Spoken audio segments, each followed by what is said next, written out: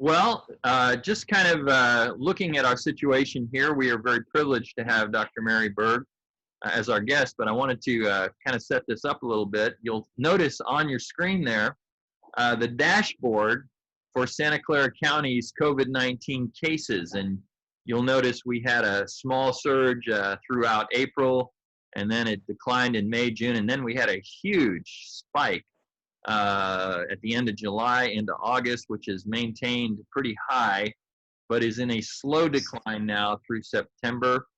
And I have some very good news to announce, and that is that as of this week, the state of California has reduced our county risk level from widespread to substantial. So we have been reduced from the purple to the red zone, and hopefully we'll begin to see businesses adapting to that.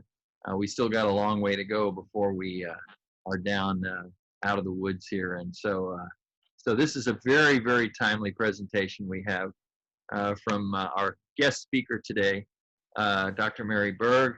Dr. Berge is a licensed clinical psychologist with over 25 years of eclectic experience.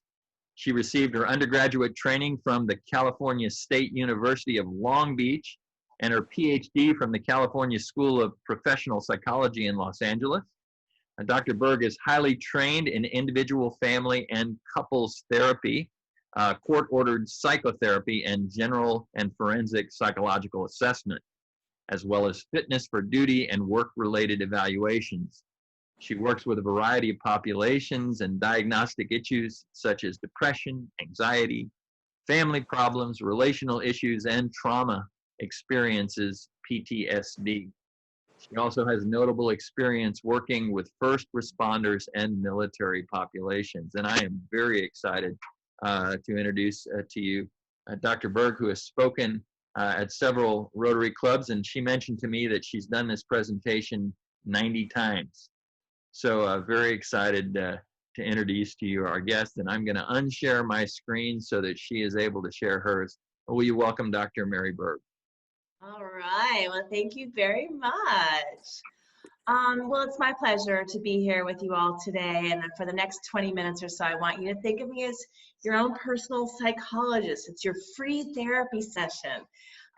Because if you are like everybody else, you're probably feeling a little bit stressed out because of COVID-19, political unrest, fires, heat waves, you name it. There is enough stressors on our plates right now to make anybody become anxious, depressed, or frustrated. So I want you to think in terms of whatever it is that's bothering you most as I walk you through some tips today. Not just the pandemic, but whatever might be bothering you most. These are going to be tips that you can use for anything and everything that might be affecting you, either now or in the future, even in the past. So, okay, so first and foremost, usually when I get a patient coming into my office, one of the first things I like to assess is how much information do they actually have about the situation at hand? Because typically information is power. But in the case of this pandemic, information has become so overloaded that it has become a true and real source of anxiety and stress. So it's actually making people worse to have a lot of information about the pandemic. So the first tip I have is, if you haven't already begun to limit how much COVID-19 information you allow into your psyche, do so now. I really recommend no more than twice per day. I think it's important to start our days off with something particularly local, because we do need to know if the rules have changed for the day. They seem to change quite rapidly and frequently. So yes, I check my news information, local news, usually a county website, to see what's happening very, very local to me, so that if I need to change anything or keep my patients safe, I know what I need to inform them of. But then I don't check it the rest of the day, because guess what? Life is not on hold. I need to just engage in my regular everyday life as I normally would, taking any precautions that I need to into play, but just move on. Now, I do like to check news again towards the end of my day, typically dinner time, around there somewhere. And I do like to go to a more global resource, a non-political, neutral, reliable global resource. And I say global because I am, in my opinion, a citizen of the world, not a citizen of the United States, because of Rotary. I have friends all over the world, so I want something more global. So that I stay engaged and connected to those people that I find near and dear to me throughout the world. But my golden rule is to never allow negative news information into my world beyond about 7:30 or 8 p.m. at night. You see, your brain and your body actually does need to have sort of a negative neutral zone for about 2 hours prior to bedtime. And that is to help ensure that you get really restful sleep. And a lot of negative information coming in right before bedtime can really cause disruptions in your REM sleep, your REM sleep, which is what's responsible for your dream states. And you don't want that. So for me, my golden rule is no news past about 8 o'clock at night. And that is just, I live by that. And believe me, I sleep pretty good. So secondly, I want to talk a little bit about routine. So routine is a predictor of personal well-being.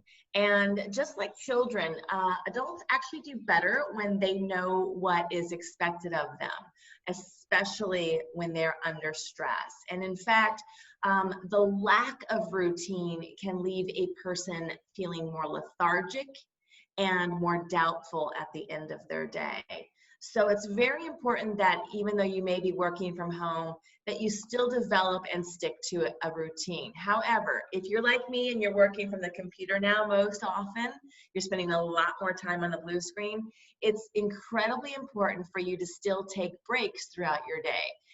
And we really recommend every 2 hours to chunk your schedule into 2-hour increments and to step away from the computer every 2 hours for about 10 minutes and really engage a different part of your brain during that break.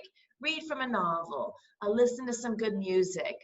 If you can do something physical, stretching, walking, that is really the best thing to do during your breaks. And people who actually take more breaks through their day like this do end up feeling more productive and feel like they've been more successful at the end of their day than those people who just push through 8 straight hours. So it actually can make you a harder worker, basically, and a more effective worker by actually taking breaks from your work. So, okay. Routine also means taking care of yourself physically. Now, I know in the first stage of this, we have several, we kind of have lumped COVID now into about 3 or 4 stages. And the first stage was shock and freeze. You know, at first when we all found out about this, we were going into quarantine and, you know, the pandemic, everyone just sort of was in shock and we all froze. And kind of everything, all routines went out the windows. You know, I heard people saying, oh, I'm just doing nothing but watching Netflix on my couch. People started baking bread, eating more, drinking more. You know, all of our regular fitness routines, et cetera, went out the window.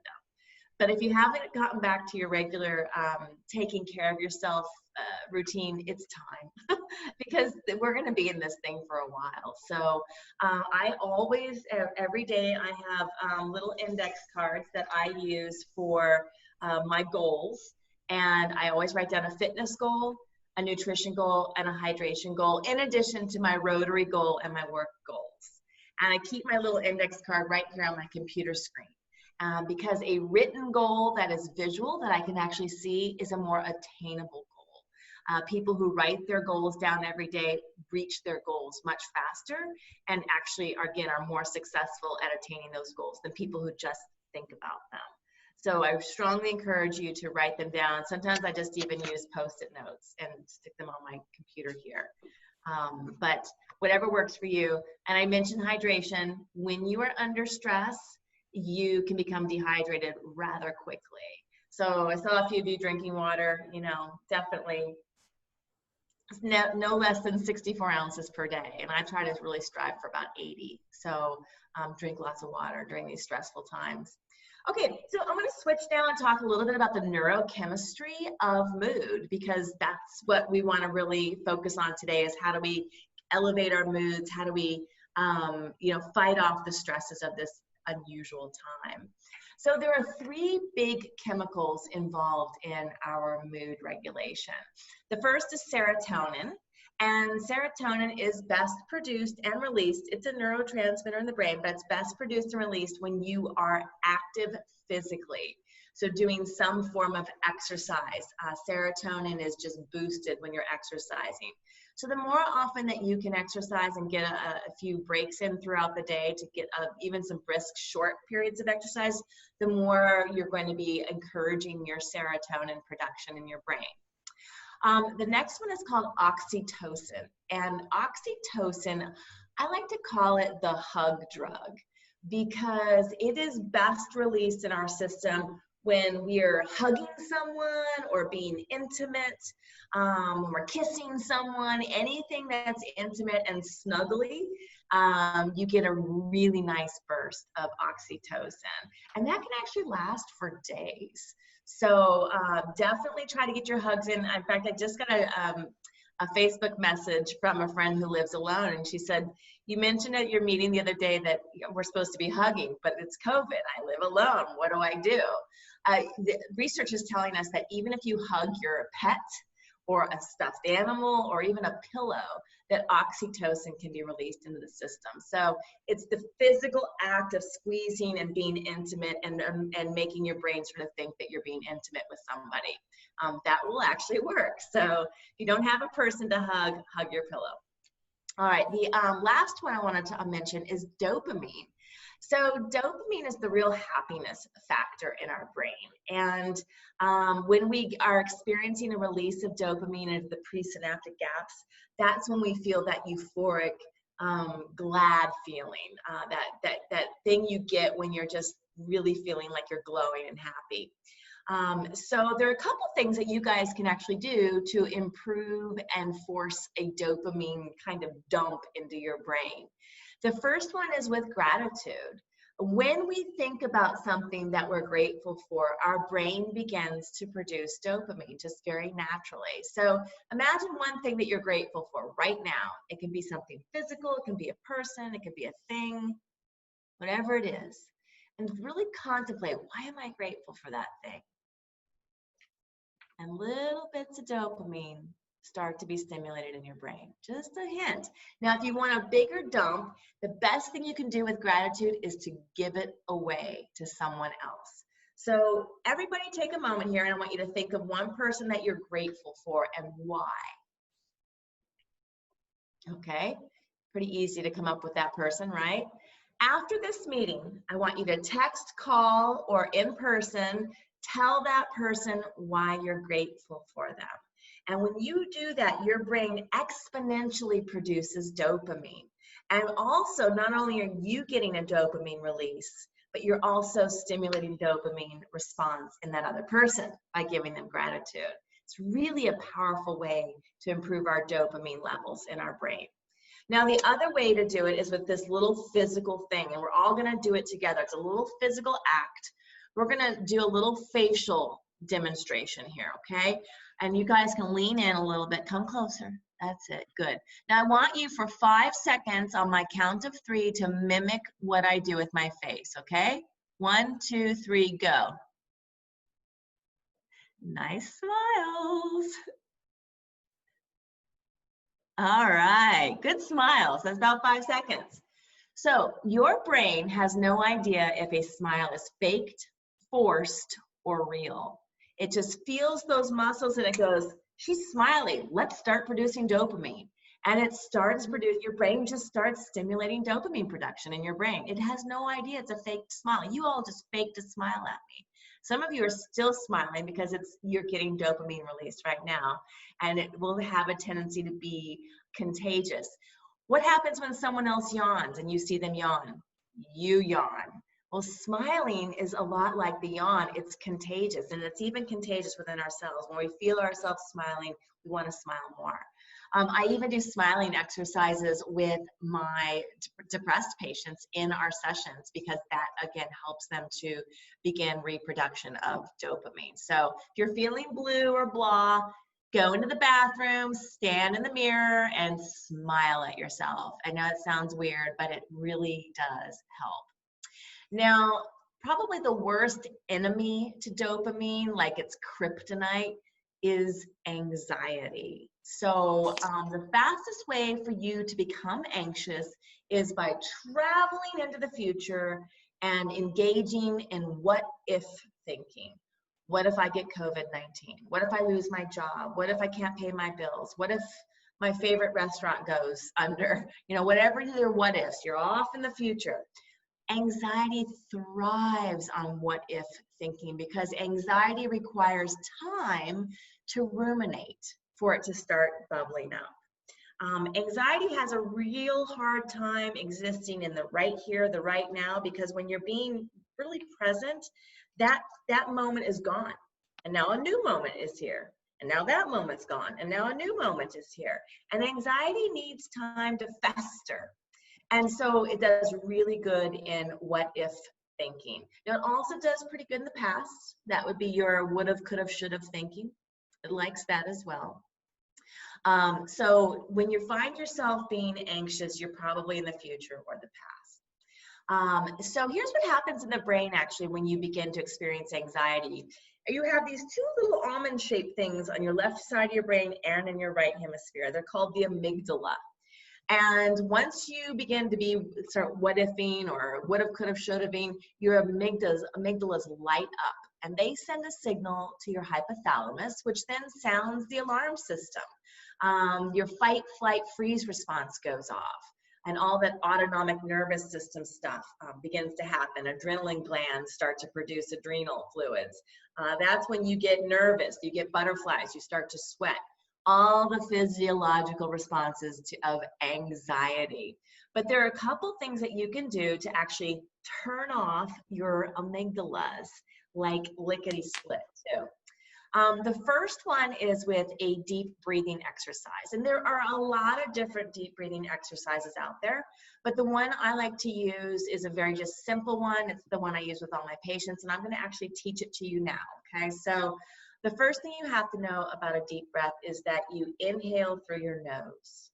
Then you have to hold your breath, and then you exhale through your mouth. So the inhale and the exhale too should be really, really slow. So I'm going to demonstrate just how slow it is and what it should look like. And you guys can time me to see how long it takes me to go through one set, okay? All right, so here we go, inhaling.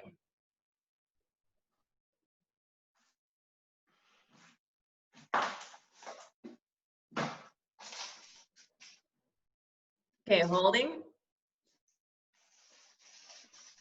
And exhale.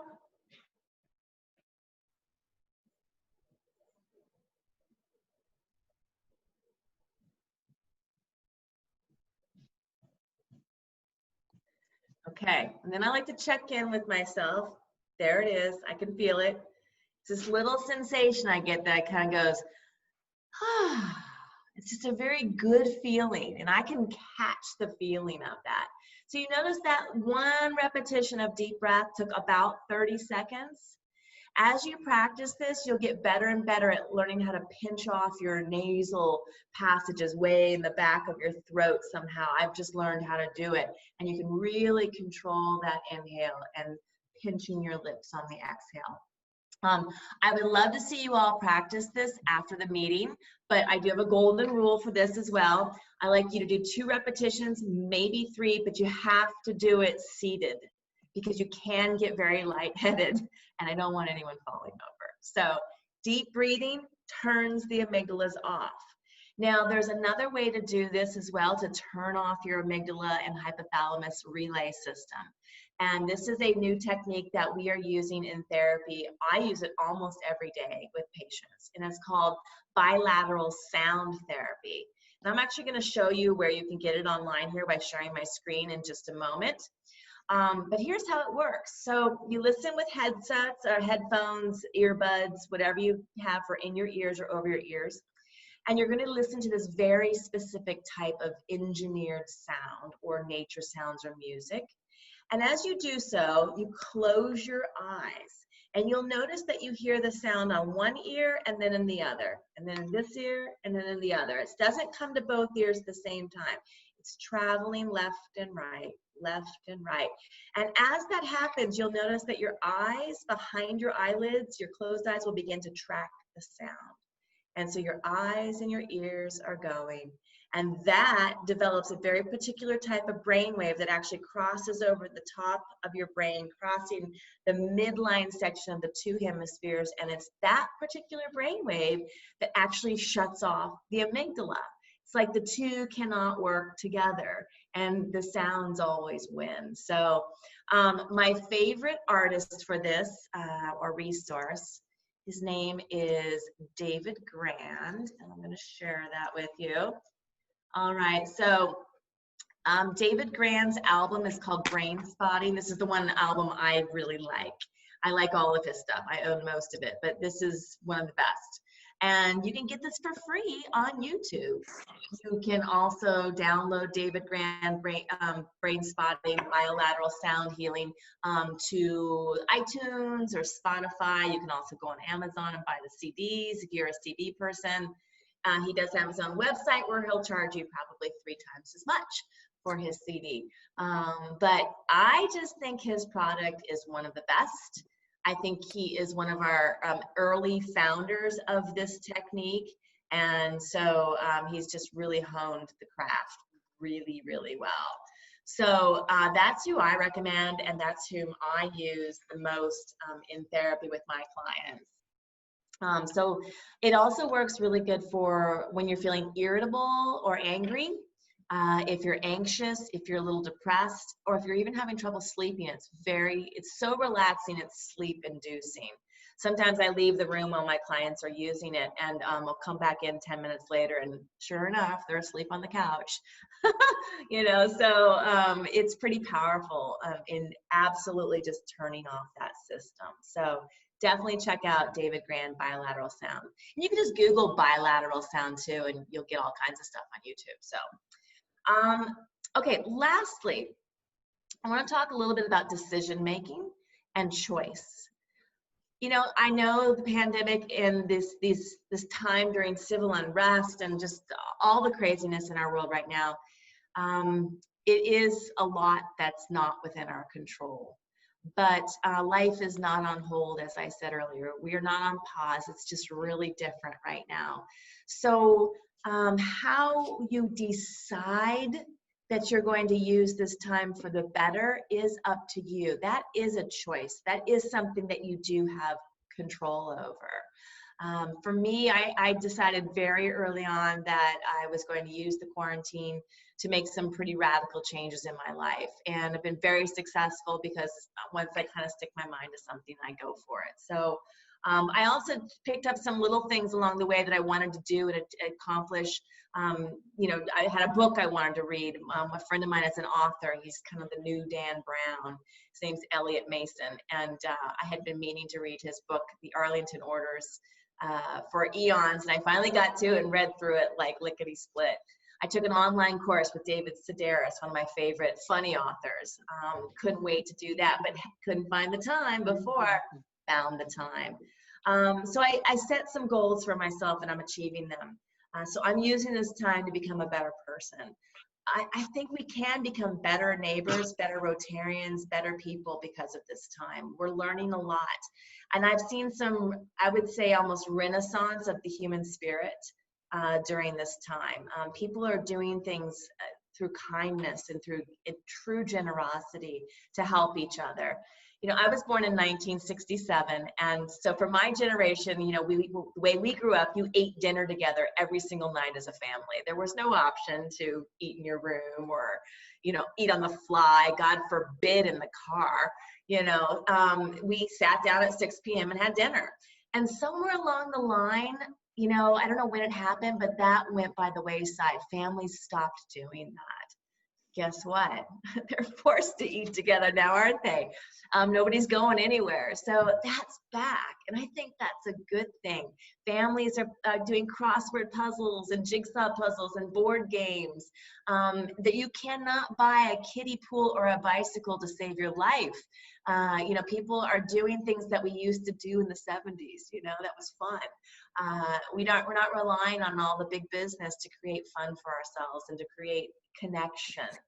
Even I mean, whoever thought we'd be Brady Bunching it here, you know, for Rotary? This is bizarre and yet great. I've been all over the world to do this talk now, and this has become my new hobby. So there's some great things that are coming from this. So yeah, we're going to be valuing things very differently. I think that human touch will be valued very differently from this point forward. You know, when you go to the grocery store, if you were like me, you'd pick up, we'll say this is an apple. You'd pick up the apple and you'd say, oh yeah, oh no, there's a blemish on that. Let me put that back. Well, guess what? Not anymore. If I pick it up, I take it, even if it's blemished. And now I also have to think, well, who else touched it? And now I really got to wash it. You know, I mean, we're thinking about touch differently. But we're also thinking about missing touch differently. I'm a hugger. I love my Rotary hugs. I can't wait to get my Rotary hugs. You know, maybe that says something about how much I like oxytocin. I don't know, but I love the hug and I miss it. So I can't wait to be able to hug people again. Yeah, are we going to be different after this? Absolutely.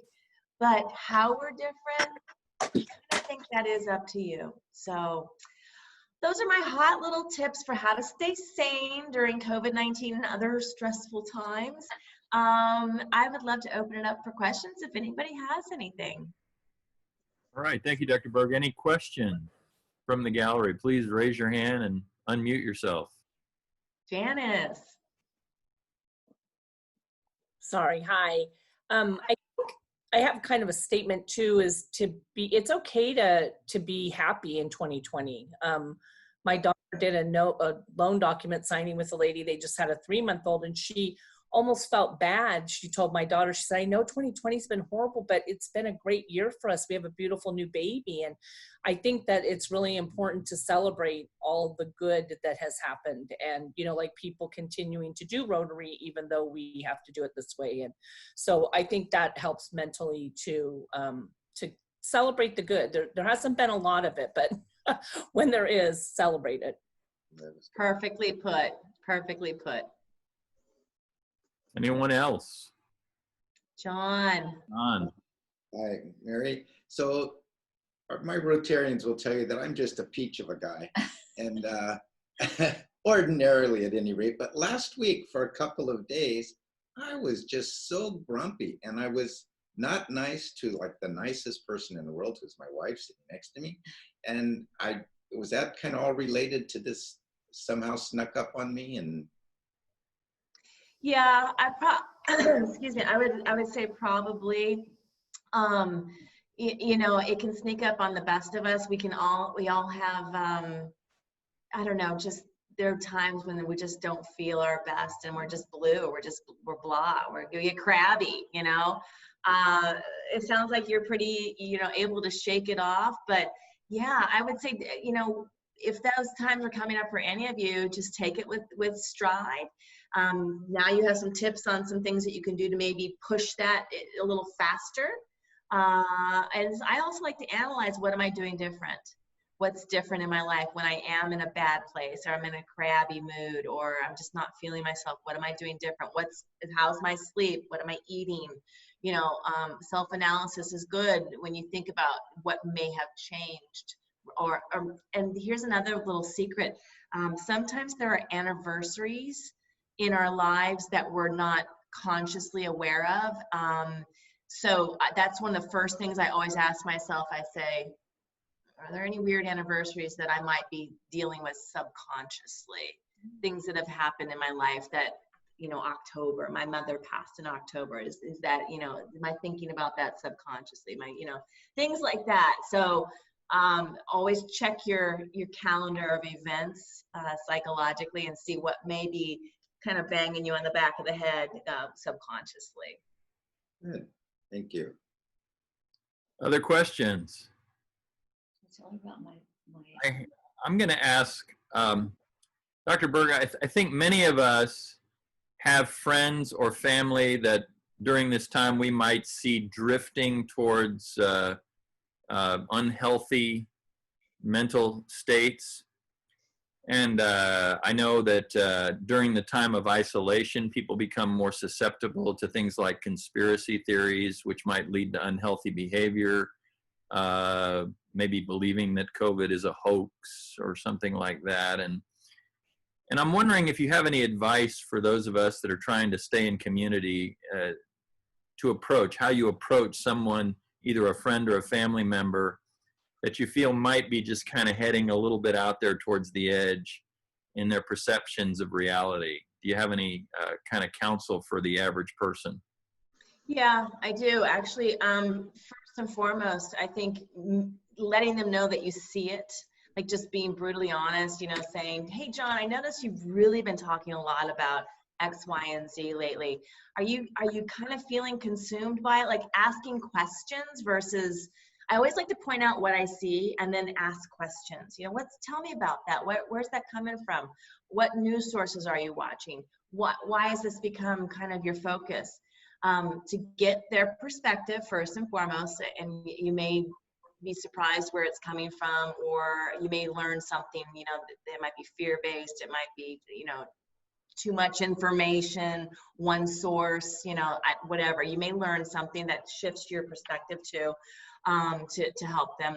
But I think asking lots of questions and then reminding them, like Janice said, that life is not on pause, like to be able to say, you know, regardless of what you believe, let's look at what's going well right now. What else do you have to think about? What's going good in your life? How much time are you spending on this? Let's spend time on something good. Shifting their focus, reminding them to be balanced in life, and maybe even engaging them in something that's really healthy, like, you know, taking walks or doing the bilateral stuff, you know, telling them you discovered this, you know, oh, you got to check this out, you know, whatever, sharing information that is, you know, shifts their focus a little bit. But I would start with an inquiry, you know, where's this coming from? I noticed X and I'm wondering where that's coming from, because you've got me concerned, you know. I learned, John, a long time ago when the kids were in school, was one of the best things they were ever taught was to speak in I messages. So you're not saying you're saying I'm feeling nervous because of this. And you turn it back around along with questions. I think people sometimes, don't you think, are more responsive if it's not a finger pointing. Yeah, you know, that's not, just saying I'm concerned or I noticed, and to say, tell me about that. Tell me about where that's coming from, you know, so that they know it's coming from your place of concern. Yeah, and healthy behavior, same, you know, just sometimes being honest with people, letting them know why you're concerned and what you're seeing and that you're there for them. Thank you. That's very helpful. Anyone else? Any other questions? All right. Well, Dr. Berge, we're very privileged to have that. That was a fantastic presentation, and I learned a lot, and I'm just eager and excited to practice some of these techniques to get my mental state in a better place. Cool. My pleasure.